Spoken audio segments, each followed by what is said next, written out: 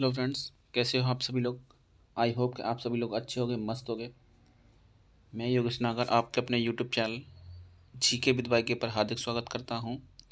और आज से हम नई सीरीज स्टार्ट करेंगे यूपीएसआई की, जिसमें कि आपको यूपीएसआई में जितने भी प्रीवियस ईयर में क्वेश्चन आए हुए हैं वो आज आपको मिलेंगे, ठीक है।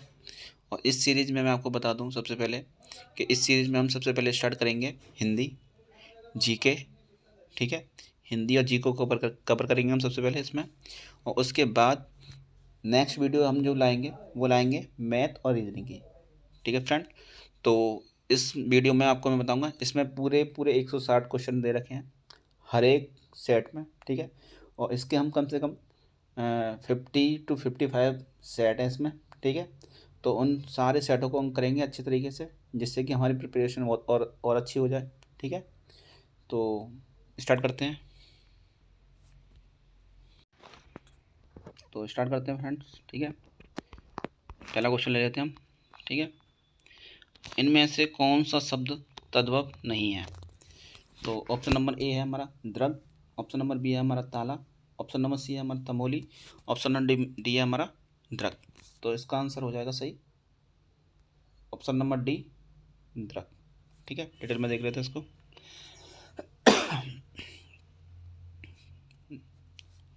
देखिए, द्रग क्या एक तद्भव है जिसका कि तत्सम होता है द्रग, और ताला जिसका कि तत्सम होता है तालक, तमोली जिसका कि तत्सम होता है तांबुलिक, भीतर जिसका कि तत्सम होता है आभ्यंतर, ठीक है। नेक्स्ट देख लेते हैं।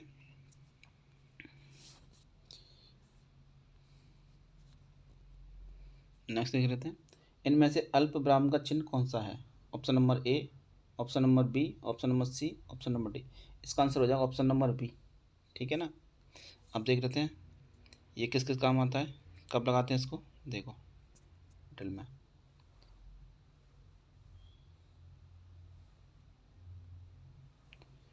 वाक्य के भीतर एक ही प्रकार के शब्दों को अलग करने के लिए अल्प विराम चिन्ह का प्रयोग किया जाता है, ठीक है।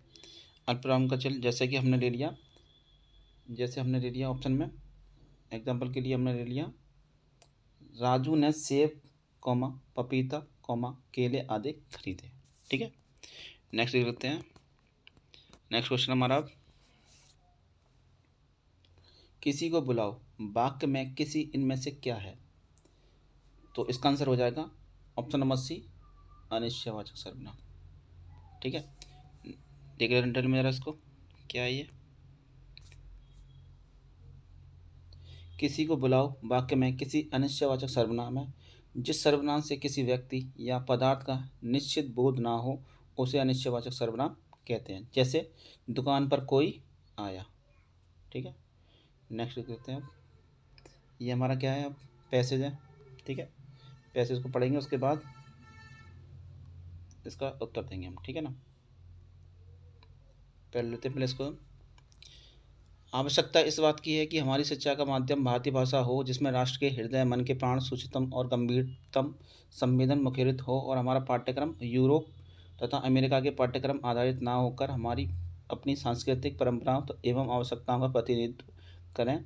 भारतीय भाषाओं, भारतीय इतिहास, भारतीय दर्शन, भारतीय धर्म और भारतीय समाजशास्त्र को हम सर्वोपरि स्थान दें। उन्हें अपने शिक्षाक्रम में गौण स्थान देकर या शिक्षित जन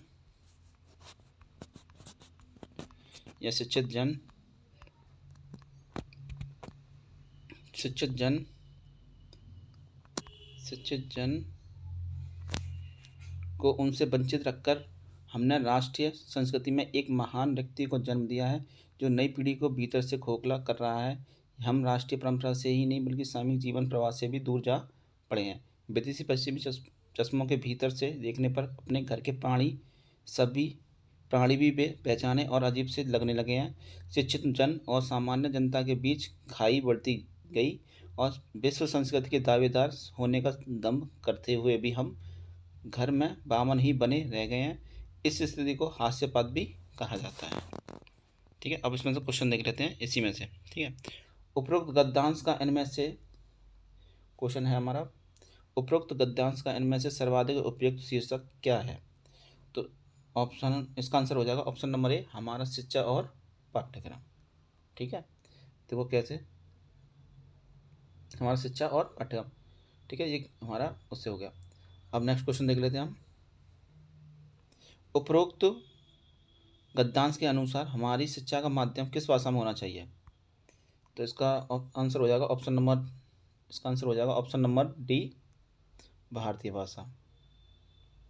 ठीक है, नेक्स्ट क्वेश्चन देख लेते हैं हमारा। ठीक है,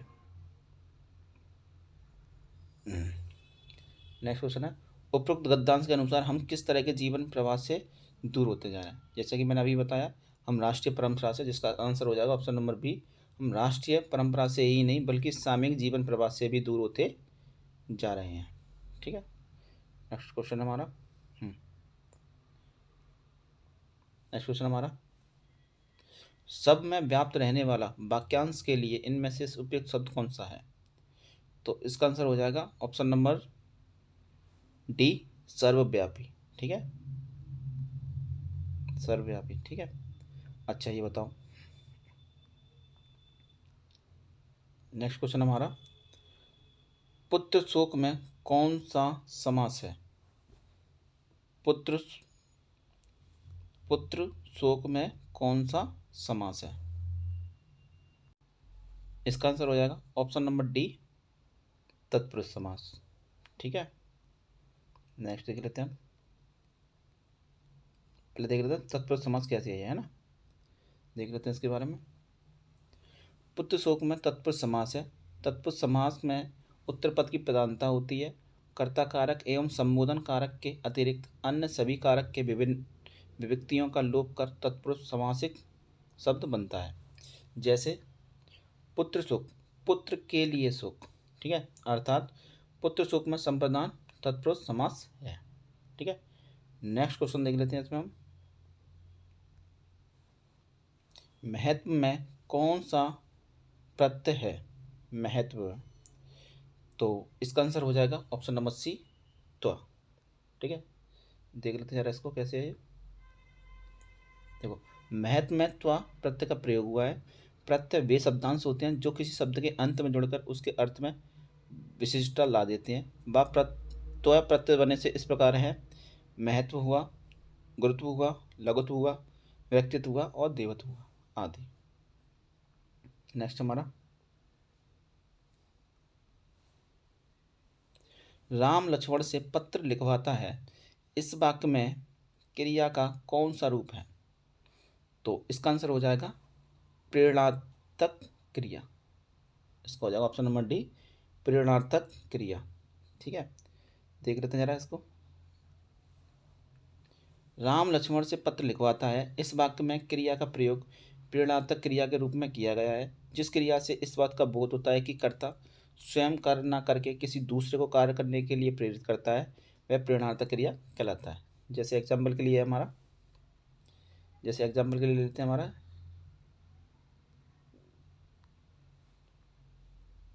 लिखना, लिखवाना,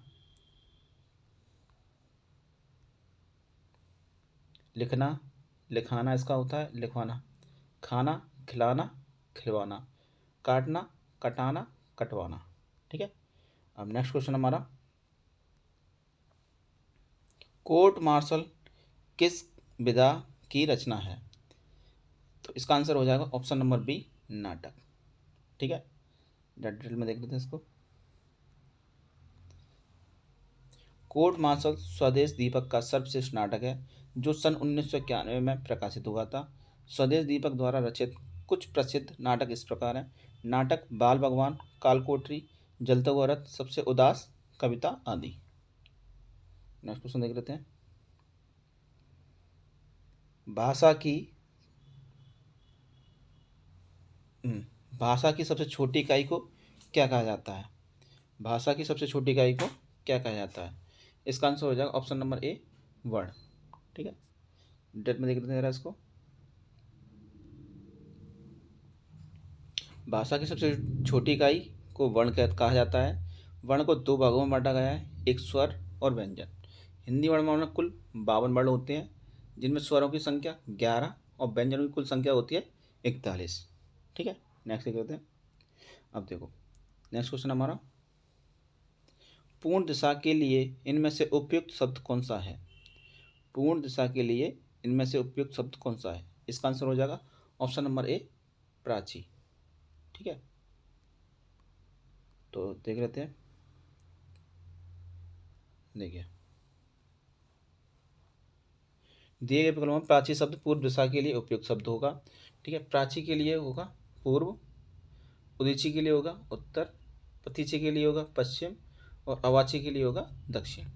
ठीक है, नेक्स्ट आप क्वेश्चन देख लेते हैं जरा।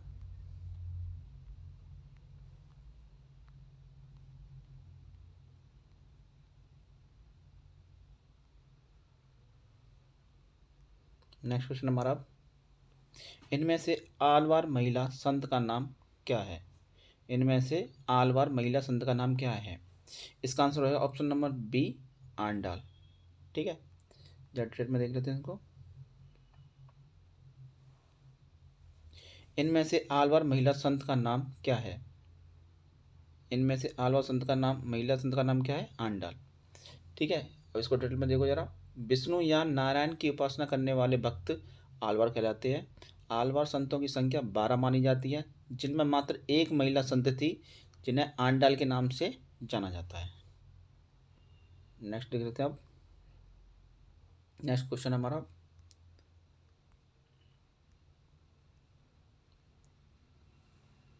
इनमें से हानुस नाटक के लेखक कौन है? इनमें से हानुस नाटक के लेखक कौन है? तो इसका आंसर हो जाएगा option number C, Bhisham Sahni. आइए देखते हैं डिटरमिन को। हानुस नाटक के लेखक भीष्म साहनी जी हैं। इसका प्रकाशन सन 1977 ईस्वी में हुआ था।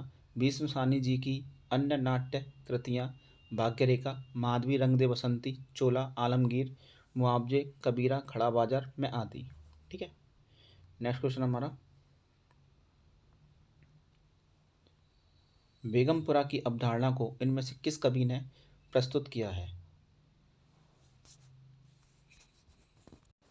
तो इसका आंसर हो जाएगा ऑप्शन नंबर बी, रविदास। ठीक है, आइए देख लेते हैं डिटेल में जरा। बेगमपुरा की अवधारणा को भक्तिकाल के महान संत रविदास ने प्रस्तुत किया था। यह एक राजनीतिक, आर्थिक, सामाजिक अवधारणा है। संत रविदास ने बेगमपुर शहर में एक दुख विहीन समाज की कल्पना की है, जिसे ऊंच नीच की, अमीर और गरीब और छुआछूत का भेद नहीं है। नेक्स्ट क्वेश्चन हमारा, कुंवर नारायण को ज्ञानपीठ पुरस्कार किस वर्ष मिला था?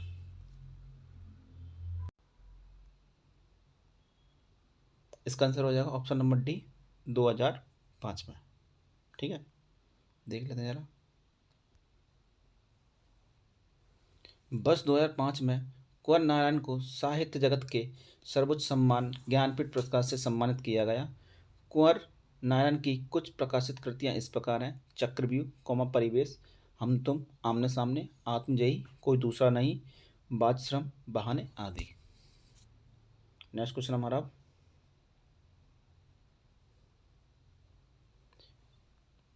इनमें से कौन सा शब्द लक्ष्मी का पर्यायवाची नहीं है?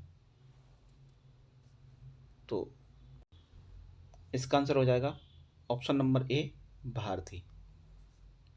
आइए डिटेल में देख लेते हैं।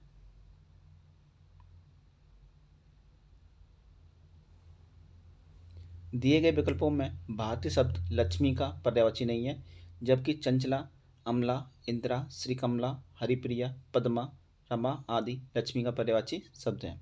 भारतीय बागेश्वरी, बागदेवी, शारदा, हंसवाहिनी, सरस्वती, ज्ञानदा आदि समानार्थी शब्द हैं।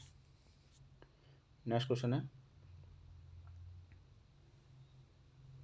इस चिन्ह को क्या कहा जाता है? इसका आंसर हो जाएगा ऑप्शन नंबर बी, अर्ध विराम। देख लेते हैं अर्ध विराम कब यूज होता है हमारा। देखिए, उपरोक्त प्रश्न में प्रस्तुत चिन्ह अर्धविराम को दर्शाता है। जब एक ही प्रधान उपवाक्य पर अनेक आश्रित उपवाक्य हों, तब अर्धविराम चिन्ह का प्रयोग किया जाता है। जैसे सूर्योदय हुआ, अंधकार मिटा, पक्षी चहचहाने लगे और मैं प्रातः भ्रमण को चल पड़ा। अन्य विकल्प पूर्ण विराम चिन्ह, अल्प विराम चिन्ह और निर्देशक चिन्ह है। नेक्स्ट क्वेश्चन हमारा,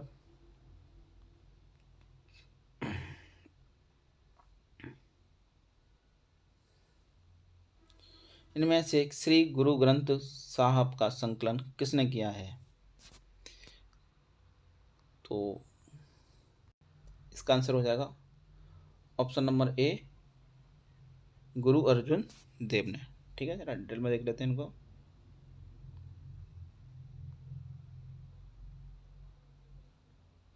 सिखों के प्रसिद्ध धर्म ग्रंथ श्री गुरु ग्रंथ साहब का संकलन उनके 5वें गुरु अर्जुन देव द्वारा सन 1604 ईस्वी में किया गया। गुरु ग्रंथ साहब को आदि ग्रंथ भी कहा जाता है। नेक्स्ट क्वेश्चन हमारा,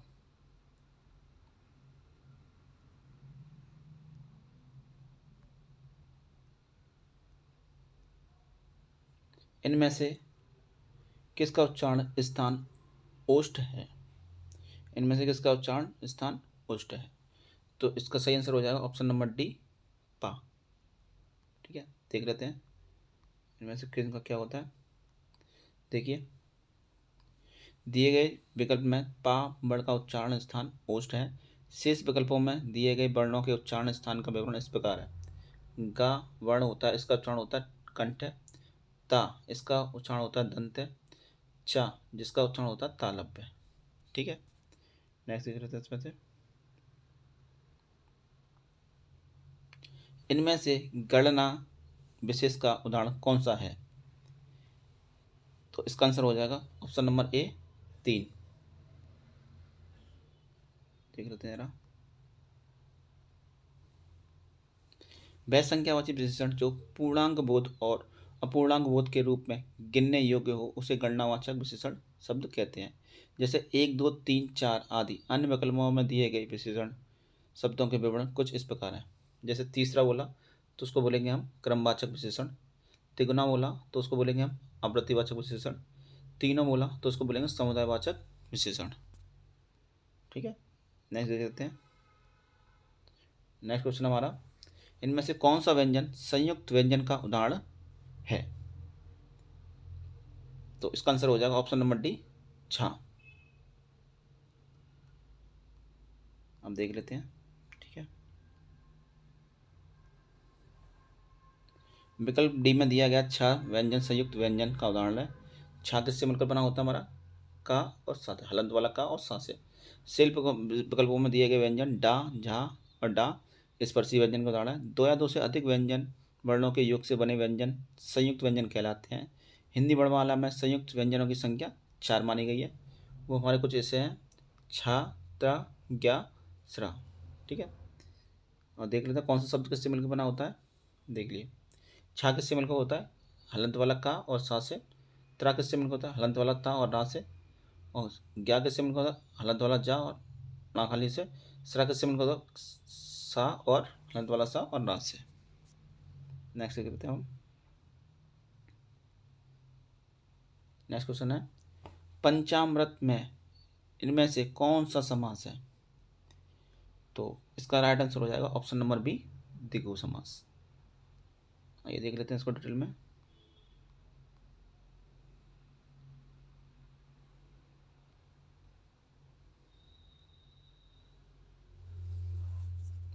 पंचामृत में द्विगु समास है वह सामासिक शब्द जिसका पूर्व पद संख्यावाची विशेषण हो तथा समस्त पद किसी समूह का बोध करा रहा हो, द्विगु समास कहलाता है।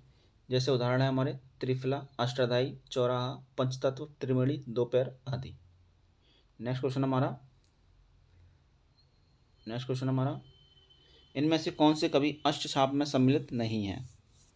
तो इसका आंसर हो जाएगा ऑप्शन नंबर सी, हरिदास। ठीक है, देख रहे हैं जरा हरिदास जी को। देखिए, कवि हरिदास अष्टछाप में सम्मिलित नहीं है। अष्टछाप 8 भक्तिकालीन कवियों का एक समूह था। इसकी स्थापना महाप्रभु श्री वल्लभाचार्य जी के पुत्र श्री विट्ठलनाथ जी ने किया था। अष्टछाप के कवि कृष्ण भक्ति काव्यधारा के कवि थे। अष्टछाप में सम्मिलित 8 कवियों के नाम कुछ इस प्रकार हैं। कुंभनदास, सूरदास, परमानंद दास, कृष्णदास, नंददास, चतुर्भुजदास, चित स्वामी, गोविंद स्वामी। अब नेक्स्ट क्वेश्चन हमारा,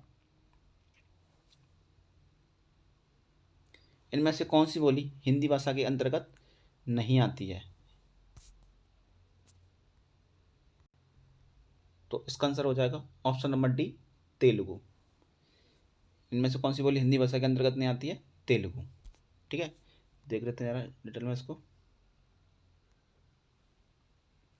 तेलुगु बोली हिंदी भाषा के अंतर्गत नहीं बल्कि द्रविड़ भाषा के अंतर्गत आती है। बांगरू, हरियाणी तथा कन्नौजी बोली पश्चिमी हिंदी एवं अवधी बोली पूर्वी हिंदी के अंतर्गत आती है। नेक्स्ट क्वेश्चन देख लेते हैं हम।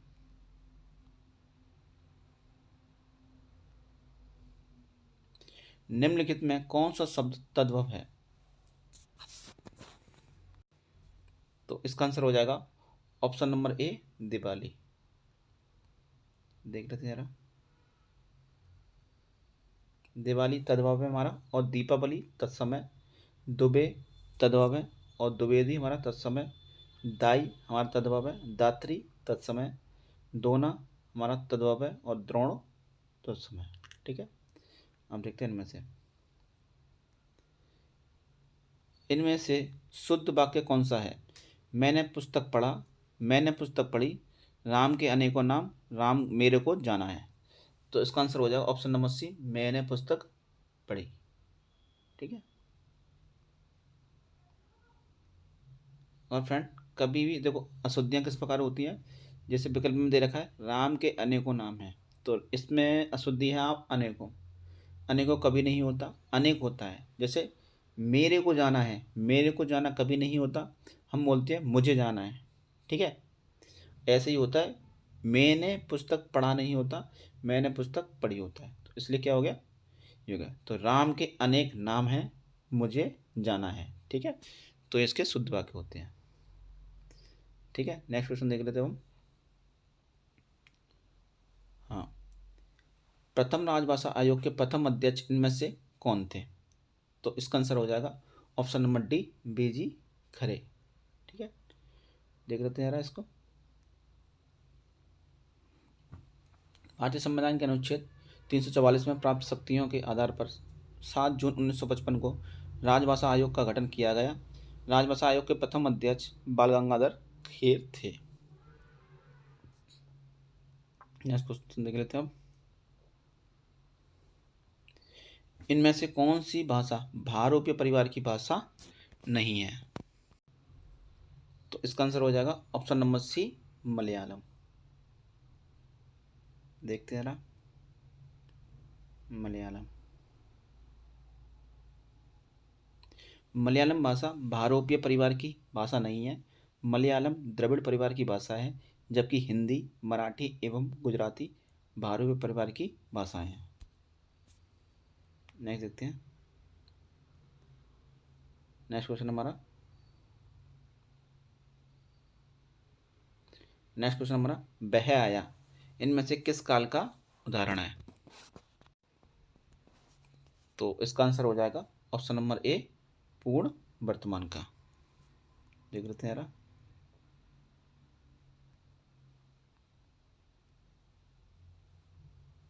वह आया है वाक्य पूर्ण वर्तमान काल का उदाहरण है। वर्तमान समय में क्रिया के जिस रूप से कार्य के पूरा होने का बोध होता है, पूर्ण वर्तमान काल की क्रिया कहलाती है। जैसे वह आया, मैंने फल खाए हैं। नेक्स्ट क्वेश्चन देख लेते हैं।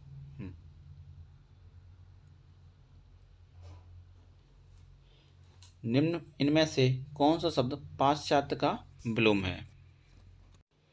इसका आंसर हो जाएगा ऑप्शन नंबर ए, पौर्वात्य। ठीक है, तो देख लेते हैं इनको। पाश्चात्य का पौर्वात्य विलोम होता है, शाश्वत का होता है क्षणिक, पूर्ववर्ती का होता है उत्तरवर्ती या परवर्ती, विदेशी का होता है देशी। ठीक है, नेक्स्ट देखते हैं हम। नेक्स्ट क्वेश्चन हमारा, निम्न वाक्य गरीबों को दान दो में गरीब किस कारक का उदाहरण है? तो इसका आंसर हो जाएगा ऑप्शन नंबर बी, संप्रदान। देखते हैं डिटेल में जरा इसको। गरीबों को दान दो। इस वाक्य में गरीब शब्द संप्रदान कारक का उदाहरण है। जब कर्ता के द्वारा दान देने की क्रिया हो उसकी संप्रदान कारक संज्ञा होगी। जैसे वह भिखारी को कंबल देता है। नेक्स्ट क्वेश्चन देख लेते हैं।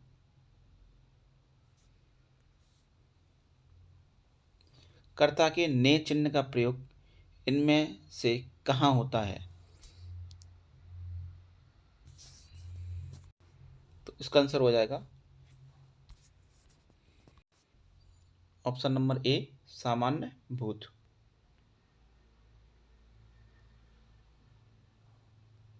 देखते डिटेल में जरा। देखिए, कर्ता के नए चिन्ह का प्रयोग सामान्य भूत में होता है। उदाहरण के लिए है हमारा राम ने रावण को मारा। क्रिया के जिस रूप से कार्य के सामान्य रूप से बीते समय से पूरा होने का बोध हो उसे सामान्य भूतकाल की क्रिया कहते हैं। नेक्स्ट क्वेश्चन देख लेते हैं। घी के दिए जलाना मुहावरे का क्या अर्थ है? तो इसका अर्थ है ऑप्शन नंबर बी, अप्रत्याशित लाभ पर प्रसन्न होना। ठीक है, और देख लेते हैं जरा इसमें। घी के दिए जलाने मुहावरे का सही अर्थ है अप्रत्याशित लाभ पर प्रसन्न होना। घी के दिए जलाना मुहावरे का अनेक अर्थ होता है। बहुत अधिक खुशी मनाना, अत्यंत प्रसन्न होना।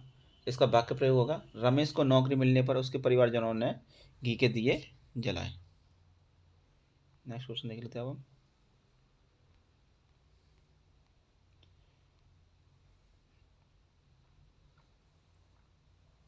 किस रचना के बारे में प्रसिद्ध है कि इसे पढ़ने के लिए बहुत से लोगों ने हिंदी सीखी? तो इसका आंसर हो जाएगा option number B, Chandrakanta. Detail में देख लेते हैं इसको हम। चंद्रकांता हिंदी के आरंभिक उपन्यासों में से एक है जिसके लेखक देवकी नंदन खत्री हैं। यह उपन्यास अपने समय में अत्यधिक लोकप्रिय हुआ था। इसे पढ़ने के लिए बहुत से लोगों ने हिंदी भाषा सीखी थी। नेक्स्ट क्वेश्चन हमारा,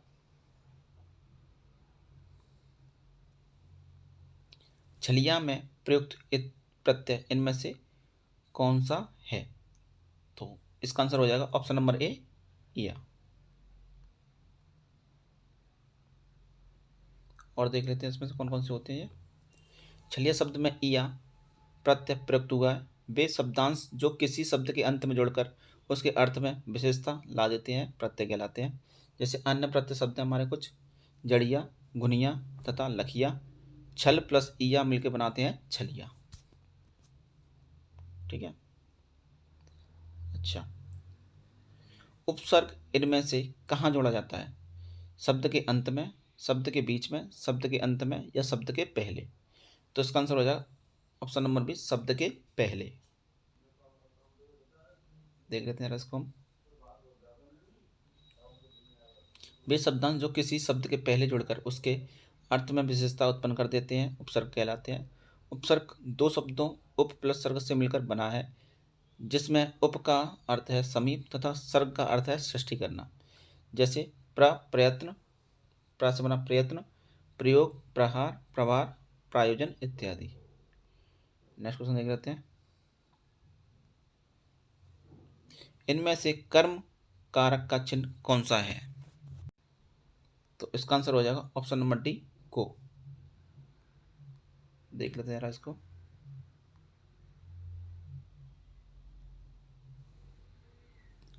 संज्ञा या सर्वनाम के जिस रूप से वाक्य के अन्य शब्दों के साथ उनका संबंध सूचित हो उसे कारक कहते हैं। हिंदी व्याकरण में कुल 8 प्रकार के कारकों का विधान किया गया है जो परसर्ग सहित इस प्रकार हैं।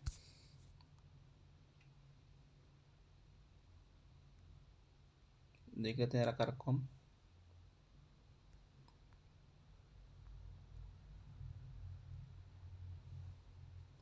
कर्ता ने, कर्म को, करण से के द्वारा, संप्रदान के लिए, अपादान से अलगाव, संबंध काकी के, रारी रे नानी ने, अधिकरण मैं पर, संबोधन हे ओ रे।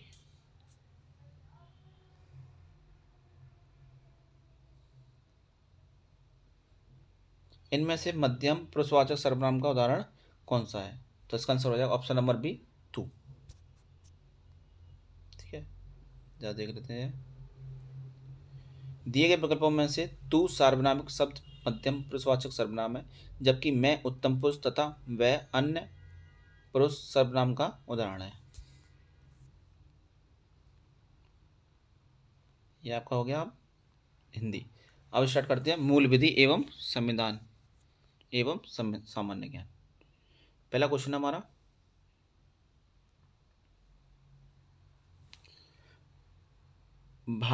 राष्ट्रीय भारत परिवर्तन संस्थान के अध्यक्ष कौन होते हैं, जिसको कि हम नीति आयोग के अध्यक्ष भी बोल सकते हैं। ठीक है, national institute for transforming India.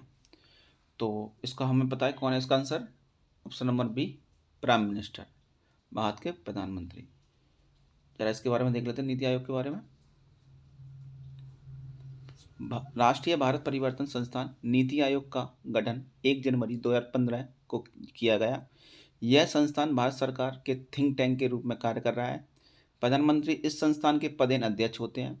22 अप्रैल 2022 को केंद्र सरकार ने प्रसिद्ध अर्थशास्त्री डॉक्टर सुमन के बरी डॉक्टर राजीव कुमार के स्थान पर को नीति आयोग का उपाध्यक्ष नियुक्त किया। वर्तमान में इसके उपाध्यक्ष राजीव कुमार है। नेक्स्ट क्वेश्चन देख लेते हैं।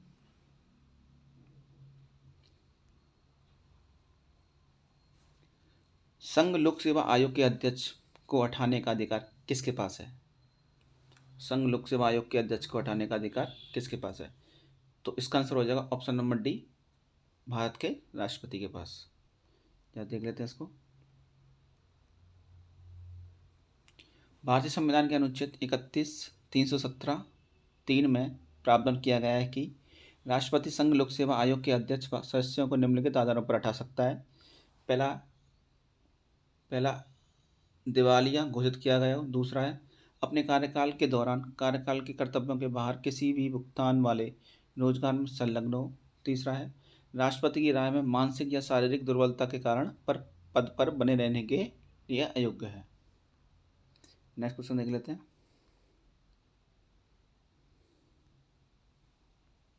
भारतीय संविधान के अनुच्छेदों में से कौन सा अनुच्छेद राज्य को राष्ट्रीय महत्व के स्मारकों की सुरक्षा का निर्देश देता है? तो इसका आंसर हो जाएगा ऑप्शन नंबर डी, आर्टिकल 49। ठीक है, देख लेते हैं इसको।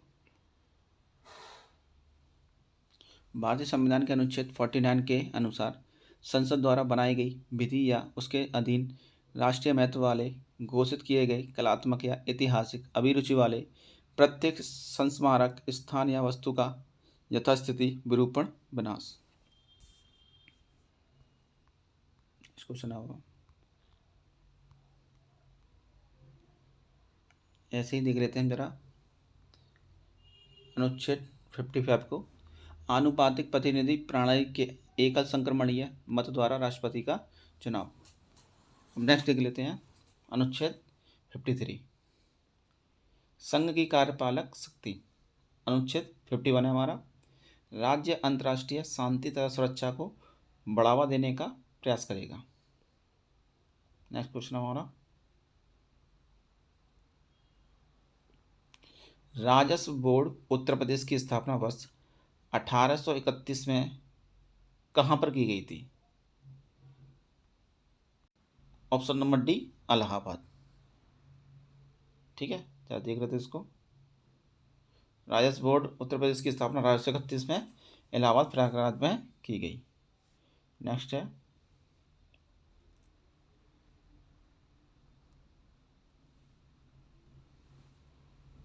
इनमें से रिक्त स्थानों में भरना है। इनमें से कौन सा भूगुजरती की एक प्रणाली है जिसमें 1793 में लॉर्ड कॉर्नवालिस द्वारा स्थायी बंदोबस्त के माध्यम से मध्यस्थों के भूमि अधिकारों की पुष्टि की गई थी?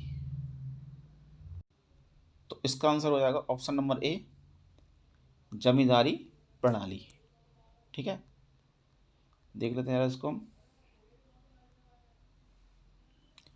औपनिवेशिक काल में भारत में मुख्य रूप से निम्नलिखित भूधृति पद्धतियाँ अपनाई गई: इजारेदारी प्रथा, स्थायी बंदोबस्त, रैयतवाड़ी या महालवाड़ी। ठीक है, स्थायी बंदोबस्त को जमींदारी व्यवस्था या इस्तमरारी व्यवस्था के नाम से भी जाना जाता है।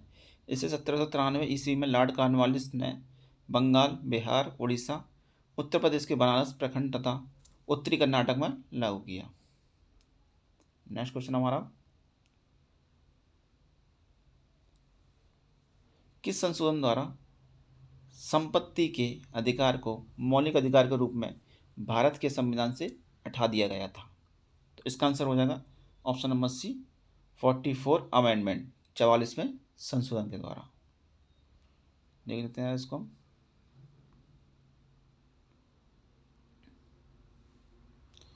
44वें संविधान संशोधन अधिनियम 1978 के द्वारा संपत्ति के अधिकार को मौलिक अधिकारों के भाग से हटाकर विधिक अधिकारों की श्रेणी में रख दिया गया था तथा नए अनुच्छेद 300A जोड़कर यह प्रावधान किया गया कि किसी व्यक्ति को उसकी संपत्ति से विधि के प्राधिकार से ही वंचित किया जाएगा, अन्यथा नहीं। नेक्स्ट क्वेश्चन हमारा,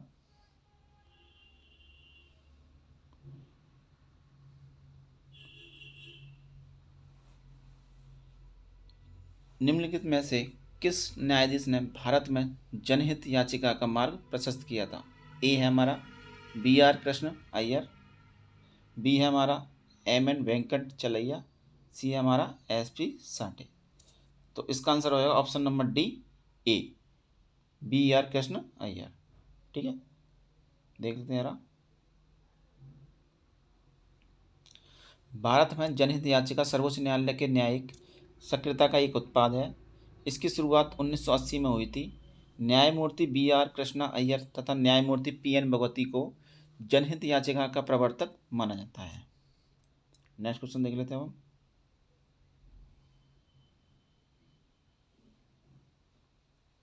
हाल ही में पारित कृषि अधिनियम के अनुसार कृषि समझौते की अधिकतम अवधि क्या है? तो इसका आंसर हो जाएगा ऑप्शन नंबर डी, 5 ईयर। जरा देख लेते हैं इसको।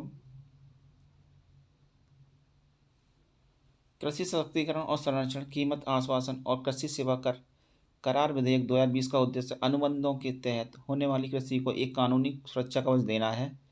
इस विधेयक की मदद से किसान अब किसी फसल को पैदा करने के लिए 5 साल तक का अनुबंध कर सकता है। उल्लेखनीय है कि वर्तमान में केंद्र सरकार ने कृषि कानूनों को वापस ले लिया है।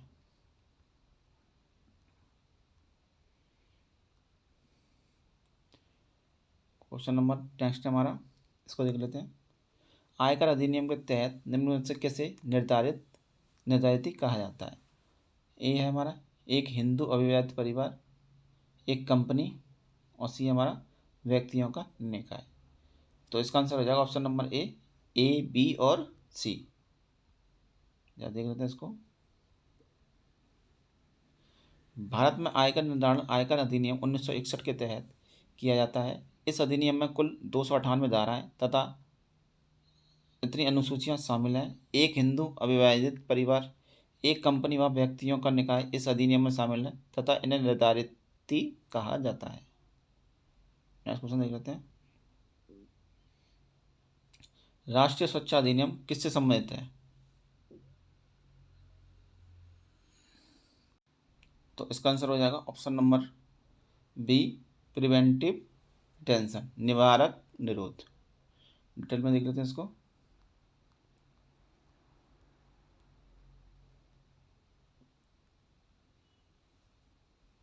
राष्ट्रीय सुरक्षा अधिनियम निवारक निरोध से संबंधित है। निवारक निरोध राज्य की सुरक्षा, लोक व्यवस्था बनाए रखने या बात की सुरक्षा संबंधी कारणों से हो सकता है। इस कानून के अंतर्गत किसी व्यक्ति को अपराध के पूर्व ही गिरफ्तार किया जाता है। नेक्स्ट देखते हैं।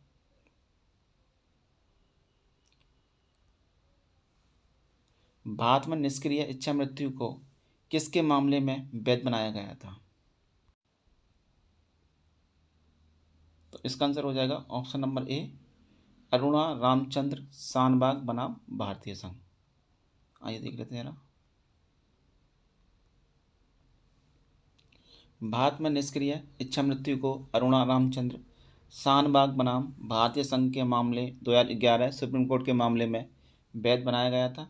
निष्क्रिय इच्छा मृत्यु अर्थात ऐसे मामले जहां लाइलाज बीमारी से पीड़ित व्यक्ति लंबे समय से कोमा में पड़ा हो, तब रिश्तेदारों की सहमति से डॉक्टर इसका लाइफ सपोर्टिंग सिस्टम यानी जीवन रक्षक उपकरण बंद कर देते हैं और उनकी मौत हो जाती है। नेक्स्ट क्वेश्चन हमारा, बक्सर का युद्ध किस वर्ष में लड़ा गया था? तो इसका आंसर है ऑप्शन नंबर बी 1764। देख लेते हैं यार इसको। बक्सर का युद्ध अक्टूबर 1764 में हुआ था। यह युद्ध ईस्ट इंडिया कंपनी और बंगाल के नवाब मीर कासिम, अवध के नवाब शुजाउद्दौला तथा मुगल बादशाह शाह आलम द्वितीय की संयुक्त सेना के मध्य लड़ा गया था। इस युद्ध में अंग्रेजों की जीत हुई और पश्चिम बंगाल, बिहार व उड़ीसा की दीवानी प्राप्त हुई। नेक्स्ट है,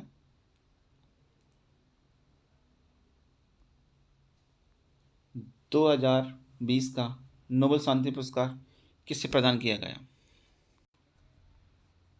इसका आंसर हो जाएगा option number A world food programme, विश्व खाद्य कार्यक्रम। देख लेते हैं ना, वर्ष 2020 का नोबेल शांति पुरस्कार विश्व खाद्य कार्यक्रम को प्रदान किया गया, जबकि वर्ष 2021 का नोबेल शांति पुरस्कार मारिया रेसा दिमित्री मुराटोव को प्राप्त हुआ। नेक्स्ट क्वेश्चन देख लेते हैं, राजमन्नार समिति को किसके द्वारा नियुक्त किया गया था? तो इसका आंसर हो जाएगा ऑप्शन नंबर ए तमिलनाडु सरकार। ठीक है, में देख लेते हैं अब। तमिलनाडु सरकार द्वारा केंद्र व राज्य के बीच संबंधों पर विचार करने के लिए राजमन्नार समिति का गठन किया गया। इस समिति की प्रमुख सिफारिशें थी, पहला है हमारा, अपशिष्ट विषय या तो समाप्त कर दिया जाए अथवा राज्यों को दे दिए जाए। दूसरा है हमारा, अंतर्राज्यीय परिषद का गठन किया जाना चाहिए। तीसरा है हमारा, अखिल भारतीय सेवाओं को समाप्त किया जाना चाहिए। नेक्स्ट हमारा, निम्नलिखित में से कौन सा सेक्टर 8 कोर उद्योगों के लिए अंतर्गत नहीं आता है? इसका आंसर हो जाएगा ऑप्शन नंबर बी निर्माण। देख लेते हैं इसको, कोयला, कच्चा तेल, प्राकृतिक गैस, उर्वरक, स्टील, पेट्रो रिफाइनिंग, बिजली व सीमेंट उद्योगों को 8 कोर सेक्टर कहा जाता है। इन उद्योगों को देश के विकास के लिए परमावश्यक माना जाता है। नेक्स्ट हमारा, निम्नलिखित में से कौन सी जोड़ी रबी फसलों का सबसे अच्छा वर्णन करती है? इसका आंसर हो जाएगा option number C wheat and barley, गेहूं और जौ। देख लेते हैं इसको,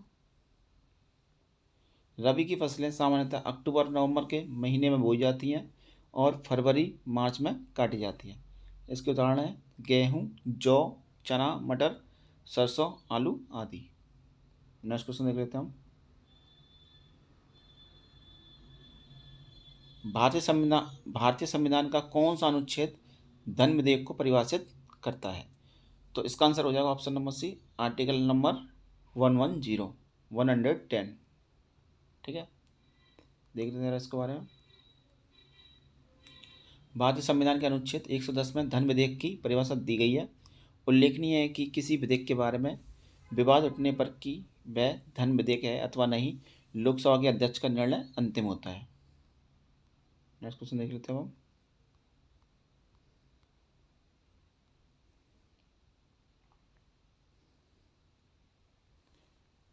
भारत ने किस देश के साथ परमाणु प्रतिष्ठान और सुविधाओं पर हमले के निषेध पर समझौते पर हस्ताक्षर किए हैं?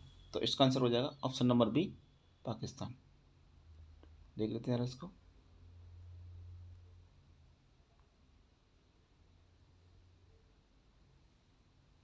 वर्ष 2021 में भारत और पाकिस्तान ने एक दूसरे के साथ अपने अपने परमाणु प्रतिष्ठानों और संस्थाओं की लिस्ट साझा की। इसके साथ ही दोनों देशों ने परमाणु प्रतिष्ठानों और सुविधाओं पर हमले के निषेध पर समझौते पर हस्ताक्षर भी किया। देख लेते हैं नेक्स्ट क्वेश्चन,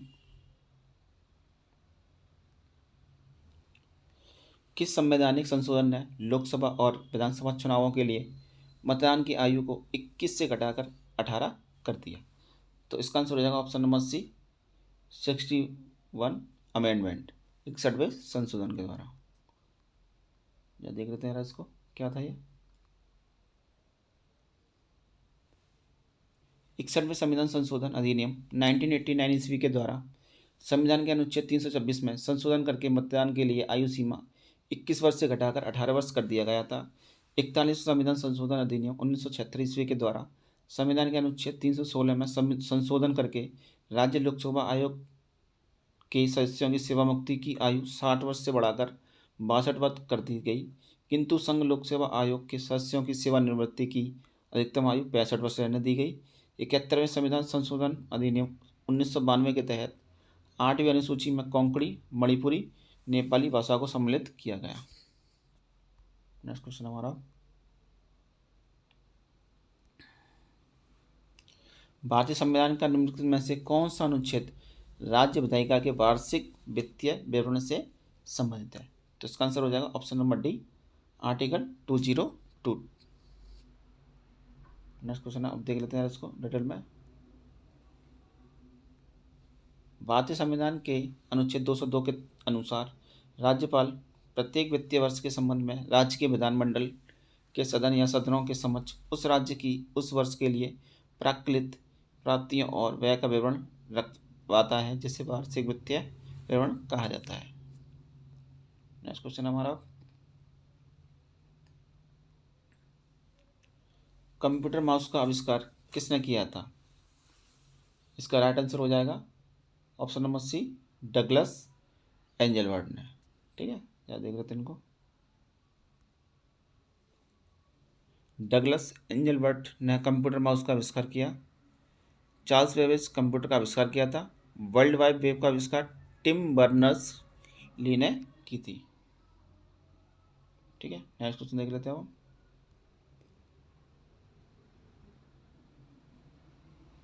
हमारे शरीर की सबसे बड़ी ग्रंथि कौन सी है जिसे इसके लाल भूरे रंग से अभिलक्षित किया जाता है?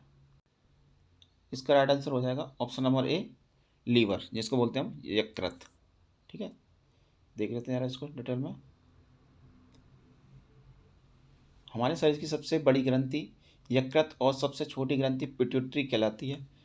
पिट्यूटरी को मास्टर ग्रंथि भी कहा जाता है। यह एक अंतःस्रावी ग्रंथि है जिसका आकार एक मटर के दाने जैसा होता है और वजन 0.6 ग्राम होता है। यह मस्तिष्क के तल पर हाइपोथैलेमस के निचले हिस्से से निकला हुआ उभार होता है। क्वेश्चन देख लेते हैं।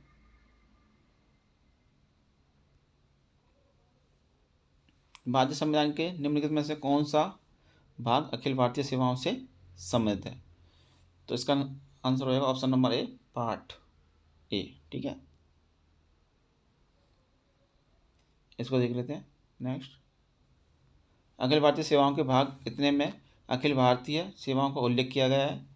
भाग 7 में अनुसूची के भाग खा के राज्य का वर्णन किया है। वर्तमान में यह भाग निश्चित है। भाग 9 में पंचायत का उल्लेख किया गया है। संविधान का भाग 3 मौलिक अधिकारों से संबंधित है।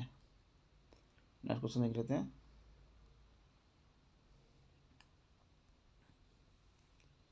किसी भी व्यक्ति के पूर्ण दायित्व में न केवल प्रदूषण के पीड़ितों की क्षतिपूर्ति शामिल है, बल्कि पर्यावरणीय क्षति को पुनः ठीक करने की लागत भी शामिल है।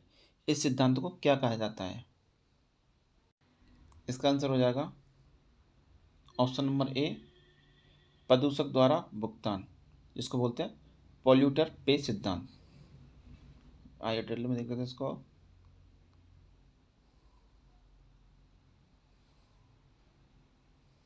प्रदूषक द्वारा भुगतान पॉल्यूटर पे सिद्धांत के अनुसार किसी व्यक्ति के पूर्ण दायित्व में न केवल प्रदूषण के पीड़ितों की क्षतिपूर्ति शामिल है, बल्कि पर्यावरणीय क्षति को पुनः ठीक करने की लागत भी शामिल है।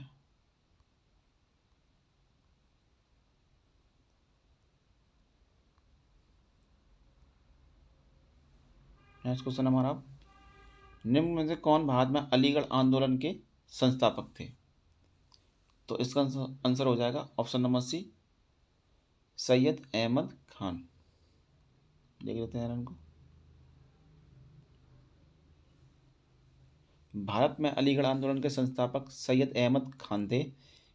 यह एक इस्लामी आंदोलन था।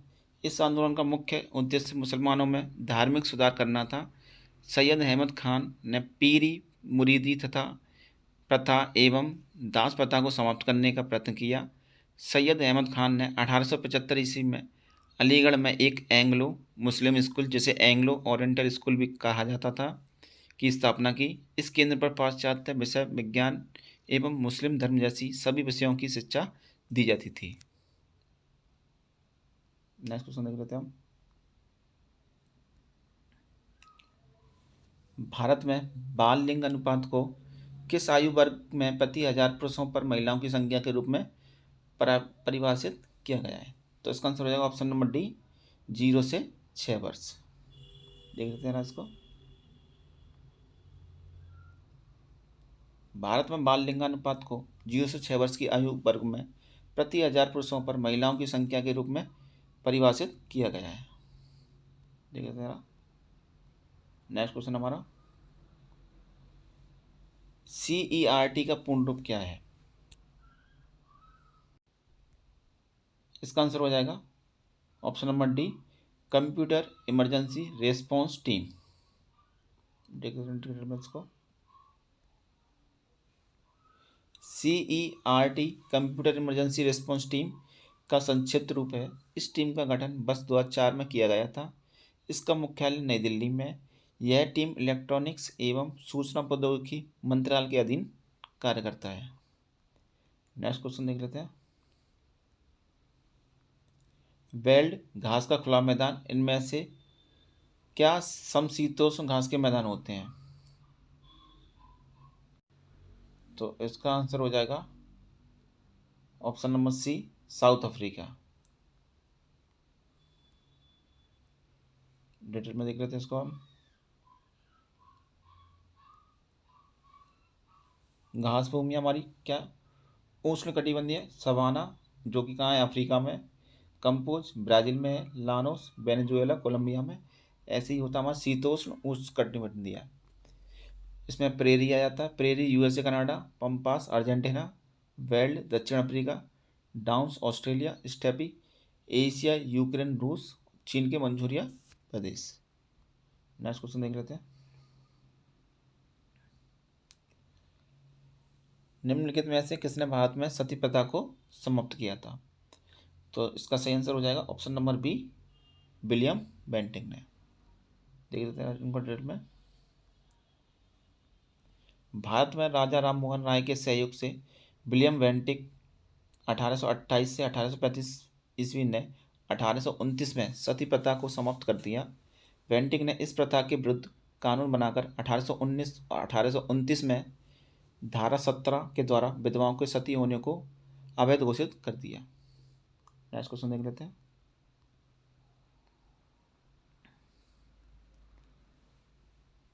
भारत के सर्वोच्च न्यायालय ने किसके मामले में भारतीय दंड संहिता 1860 की धारा 497 को हटाते हुए व्यभिचार को अपराध मुक्त किया? इसका आंसर हो जाएगा option number B, Joseph Shine बनाम भारत संघ। देख लेते हैं जरा।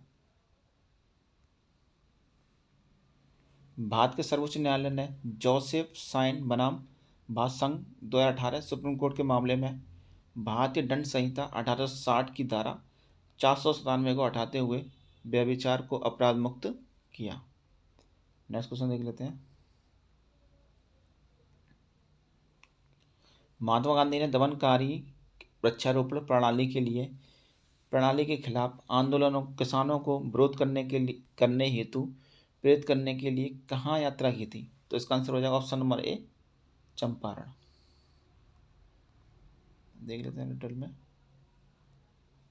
महात्मा गांधी ने दमनकारी वृक्षारोपण प्रणाली के खिलाफ किसानों को विरोध करने हेतु प्रेरित करने के लिए 1917 में चंपारण बिहार की यात्रा की थी।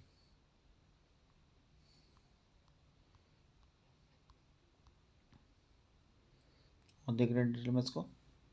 उल्लेखनीय है कि बिहार के एक किसान नेता राजकुमार शुक्ल ने गांधी जी को चंपारण आने के लिए आमंत्रित किया था।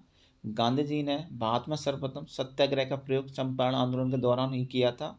इस आंदोलन के कारण अंग्रेजों को 3 कठिया प्रथा को समाप्त करना पड़ा था।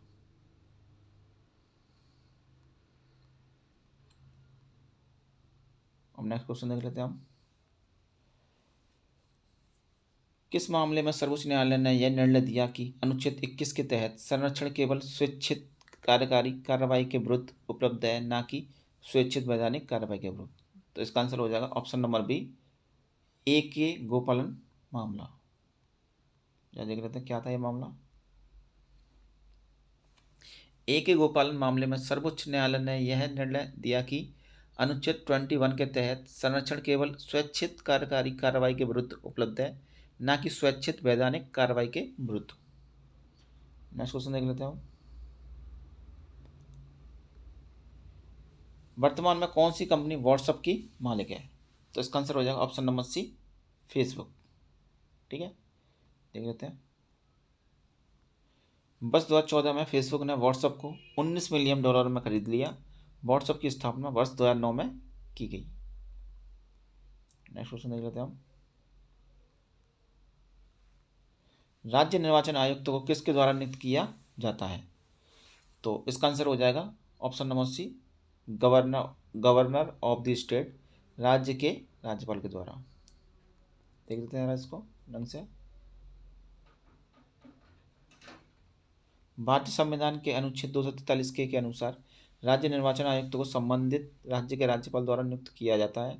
उल्लेखनीय है कि राज्य निर्वाचन आयोग को राज्य में स्थानीय निकायों के लिए स्वतंत्र और निष्पक्ष चुनाव आयुक्त कराने का कार्य सौंपा गया है। भारतीय संविधान के अनुच्छेद 243 के अनुसार पंचायती राज चुनावों के लिए निर्वाचन नामावली तैयार करने और चुनाव आयुक्त करने हेतु अधीक्षण, निर्देशन एवं नियंत्रण संबंधी सभी शक्तियां राज्य निर्वाचन आयोग में निहित होंगी। इसमें राज्यपाल द्वारा नियुक्त राज्य निर्वाचन आयुक्त भी सम्मिलित है। नेक्स्ट क्वेश्चन देख लेते हैं हम।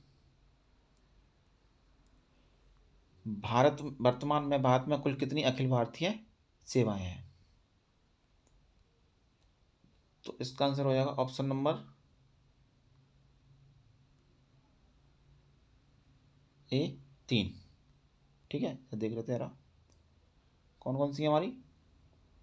भारतीय प्रशासनिक सेवा जिसको बोलते हैं IAS, दूसरी हमारी भारतीय पुलिस सेवा जिसको बोलते हैं IPS, तीसरी हमारी भारतीय वन सेवा जिसको बोलते हैं IFS। ठीक है, नेक्स्ट क्वेश्चन देख लेते हैं हम।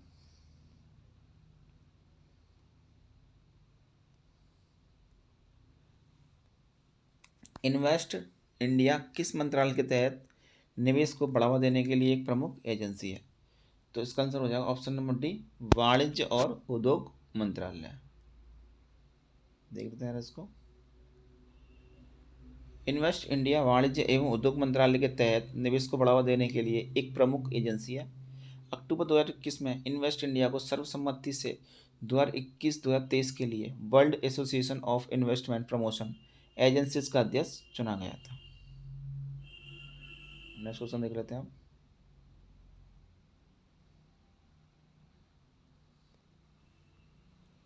यदि कोई व्यक्ति मोटर वाहन चलाते समय सुरक्षा बेल्ट नहीं पहनता है तो वह कितने रुपए की जुर्माना राशि के साथ दंडनीय होगा? तो इसका आंसर हो जाएगा ऑप्शन नंबर बी, 1000। देख लेते हैं इसको। मोटरयान अधिनियम 1988 की धारा 194 बी के तहत अनुसार यदि कोई व्यक्ति मोटर वाहन चलाते समय सुरक्षा बेल्ट नहीं पहनता है तो वह 1000 रुपये की जुर्माना राशि के साथ दंडनीय होगा। देख लेते हैं नेक्स्ट क्वेश्चन। निम्नलिखित में से किस रोग के कारण स्मृति लोप होता है? तो इसका आंसर हो जाएगा ऑप्शन नंबर डी, अल्जाइमर रोग। देख लेते हैं अल्जाइमर रोग के कारण स्मृति लोप होता है, इसलिए इस रोग को भूलने का रोग भी कहा जाता है। यह मस्तिष्क से संबंधित एक विकार है। नेक्स्ट क्वेश्चन देख लेते हैं। एक पुलिस अधिकारी ने एक लड़की को जमानत का आदेश प्रस्तुत करने के बाद भी गिरफ्तार किया और हवालात में विरुद्ध किया। पुलिस अधिकारी इनमें से किसका दोषी होगा? तो इसका आंसर हो जाएगा ऑप्शन नंबर बी, अनधिकृत कारावास। ठीक है, या देख लेते हैं क्या होता है। यदि एक पुलिस अधिकारी एक लड़की को जमानत का आदेश प्रस्तुत करने के बाद भी गिरफ्तार करता है और हवालात में बंद करता है तो वह अधिकारी भारतीय दंड संहिता 1807 की धारा 340 के तहत अनधिकृत कारावास का दोषी माना जाएगा। नेक्स्ट क्वेश्चन हमारा, समाजवादी शब्द पद किस वर्ष में भारतीय संविधान की उद्देशिका में जोड़ा गया था? तो इसका आंसर हो जाएगा ऑप्शन नंबर सी, 1976 में जोड़ा गया था। देख लेते हैं इसको। 42 में संविधान संशोधन अधिनियम 1976 के द्वारा संविधान में निम्न परिवर्तन किए गए थे। पहला किया गया था, संविधान की प्रस्तावना में समाजवादी, धर्मनिरपेक्ष एवं एकता व अखंडता शब्द जोड़े गए। दूसरा है हमारा, सभी निर्देशक सिद्धांतों को मूल अधिकारों पर सर्वोच्चता सुनिश्चित की गई। तीसरा है हमारा, इसके अंतर्गत संविधान में 10 मौलिक कर्तव्यों को अनुच्छेद 51 का भाग 4 का के अंतर्गत जोड़ा गया। और लास्ट हमारा, इसने संसद को राष्ट्र विरोधी गतिविधियों से निपटाने के लिए कानून बनाने के अधिकार दिए एवं सर्वोच्चता स्थापित की। नेक्स्ट क्वेश्चन हमारा,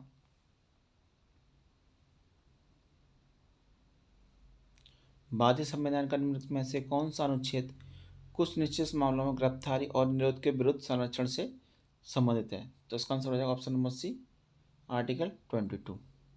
देख लेते हैं इसको।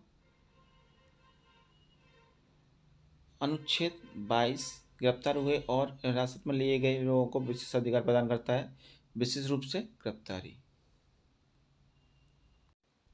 गिरफ्तारी के आधार पर सूचित किए जाने, अपनी पसंद के एक वकील से सलाह करने, गिरफ्तारी के 24 घंटे के अंदर एक मजिस्ट्रेट के समक्ष पेश किए जाने और मजिस्ट्रेट के आदेश के बिना उस अवधि से अधिक हिरासत में न रखे जाने का अधिकार।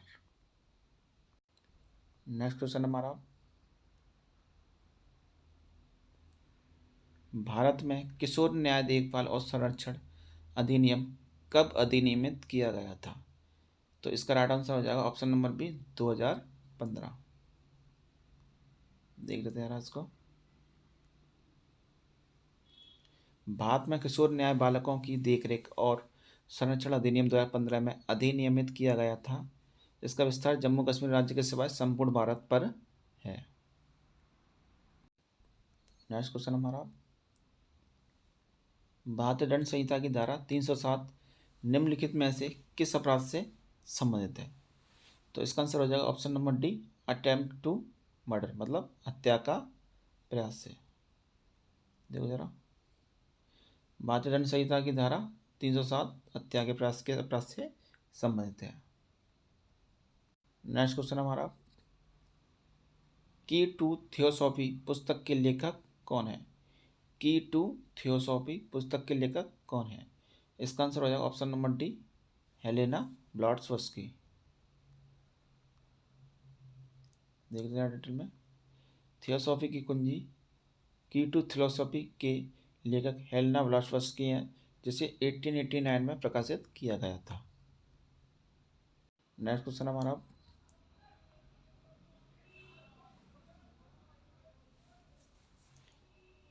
स्वतंत्रता के बाद पहली पुलिस सुधार समिति का गठन किस राज्य में हुआ था? तो इसका आंसर हो जाएगा ऑप्शन नंबर डी, केरला। देख लेते हैं इसको। स्वतंत्रता के बाद पहली पुलिस सुधार समिति का गठन केरल राज्य में हुआ था। नेक्स्ट क्वेश्चन हमारा,